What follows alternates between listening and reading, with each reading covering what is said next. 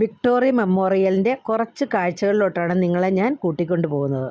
Indian സംസ്ഥാനമായ പശ്ചിമ ബംഗാളിലെ കൊൽക്കത്തയിലുള്ള ഒരു മാർബിൾ നിർമ്മിത സ്മാരകമാണ് വിക്ടോറിയ മെമ്മോറിയൽ.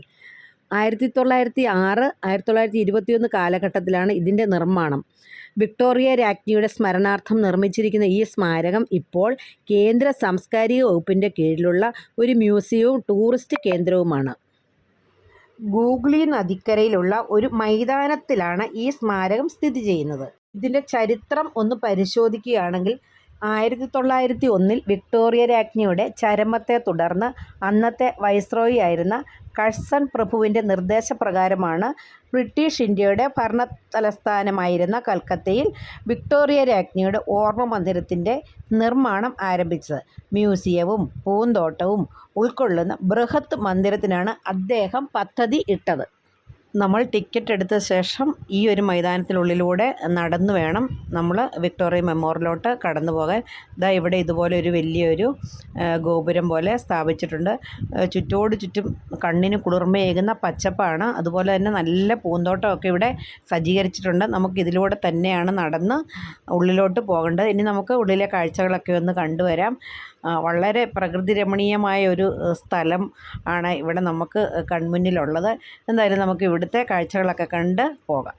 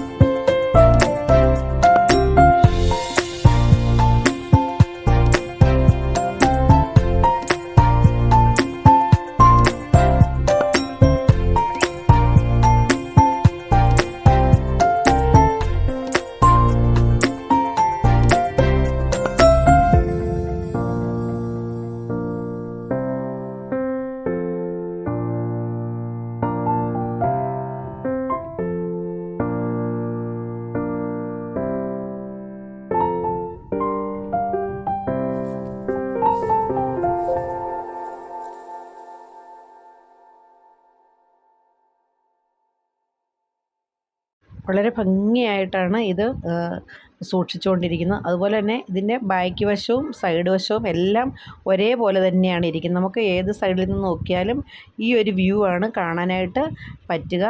അതുപോലെ തന്നെ ഈ മൈതാനം മുഴുവനും പച്ച പുല്ല് നട്ടുപിടിപ്പിച്ച് നല്ല ക്ലീനാക്കി സൂക്ഷിച്ചിരിക്കുകയാണ്. അതുപോലെ തന്നെ ഇതിപ്പം ഫ്രണ്ട് വശവും പുറകുവശവും സൈഡും എല്ലാം ഇതേപോലെ മാർബിളിൽ തന്നെയാണ് നിർമ്മിച്ചിരിക്കുന്നത്. അതുപോലെ തന്നെ ആ ഫ്രണ്ടിലെ വ്യൂ തന്നെയായിരിക്കും ബാക്കിലും അവർ കൊത്തുപണിയാൽ നിർമ്മിച്ചിരിക്കുന്നത്.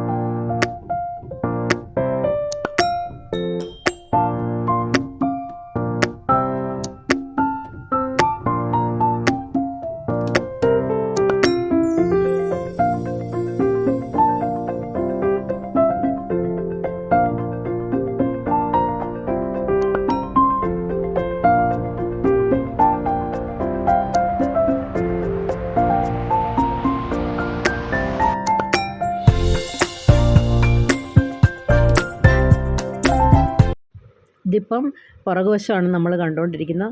പുറകുവശം സൈഡും എല്ലാം ഒരേപോലെയാണ് ഞാൻ നേരത്തെ പറഞ്ഞു കഴിഞ്ഞു. അപ്പോൾ നമുക്ക് ഇതിൻ്റെ ചുറ്റുമുള്ള കാഴ്ചകളെല്ലാം കണ്ടു. ഞങ്ങളവിടെ നിന്ന് കുറച്ച് ഫോട്ടോസും ഒക്കെ എടുത്ത് അവിടുന്ന് തിരികെ പോന്നു. അപ്പോൾ അടുത്ത ദിവസം നമുക്ക് നല്ലൊരു വീഡിയോ ആയിട്ട് കണ്ടുമുട്ടുന്നവരെ നിങ്ങൾക്ക് എല്ലാവർക്കും ഒരു നല്ല ദിവസം ആശംസിക്കുന്നു. വീഡിയോ ഇഷ്ടപ്പെടുകയാണെങ്കിൽ ലൈക്ക് ചെയ്യാനും ഷെയർ ചെയ്യാനും കമൻറ്റ് ചെയ്യാനും മറക്കരുത്.